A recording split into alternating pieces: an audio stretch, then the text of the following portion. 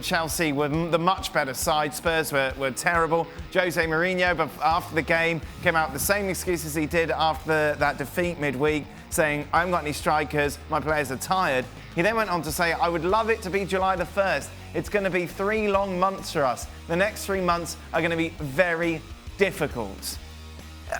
Extraordinary statement to say from a manager. Who is he kidding?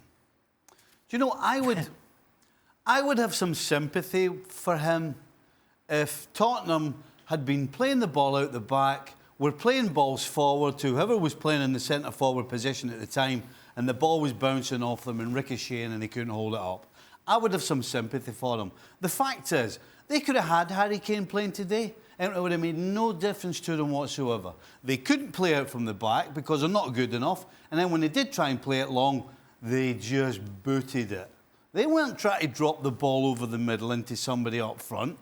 They were just kicking it. So regardless of whether it was Harry Kane or Young Min Song, it could have been anybody, and it would have made no difference. That's how bad they were. If you're Daniel Levy and you've got your manager, the man you're paying millions of pounds a year, coming out and saying, I'll tell you what, the rest of the season's a write-off, don't bother coming. I tell you what, Daniel Levy's not looking forward to July the 1st because he's going to have a pain in the backside, pestering them and being in the media and doing what he always does to try. And we wondered if the worm would turn when he got this job. Would the leper change his spots? And we're getting clear analysis now that it's not. And when it gets to the summer and Tottenham play this card that they always play about running a very tight ship, he's going to let loose again.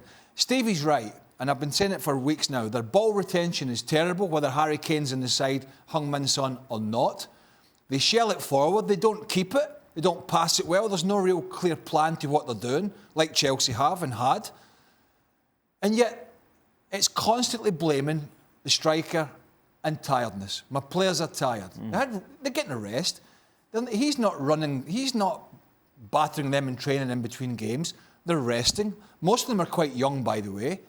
It's Captain Deflecto coming out again and doing what he's always done. And yet, you know what the strange thing is that the majority of Tottenham fans that I hear from and moan at me or whoever for suggesting this, think that he's got some big master plan around the corner and we're all wrong. I just don't see it that way. Frank, how would you react? How would you react if you were one of those Spurs players and heard your manager basically talking about the rest of the season being a write-off?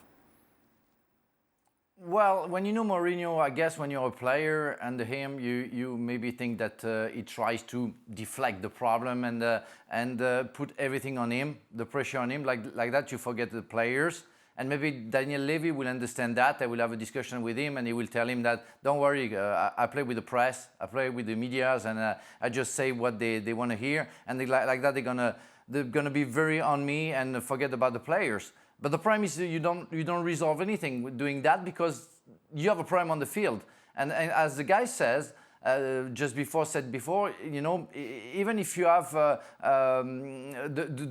player that you normally have, and I can add Sissoko in the midfield zone, they don't have a plan. They barely have a plan defensively, where they play at 5 at the back, and they just try to defend, but they're so far away from the opponent that they can't reach anything.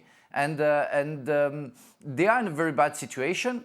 And instead of saying that, maybe try to see if there is a way for your player players to be better and to play a better football.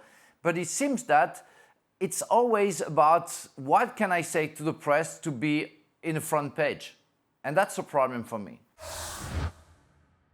Thanks so much for watching ESPN on YouTube. And for more sports highlights and analysis, be sure to download the ESPN app. And for premium content and live streaming, subscribe to ESPN+.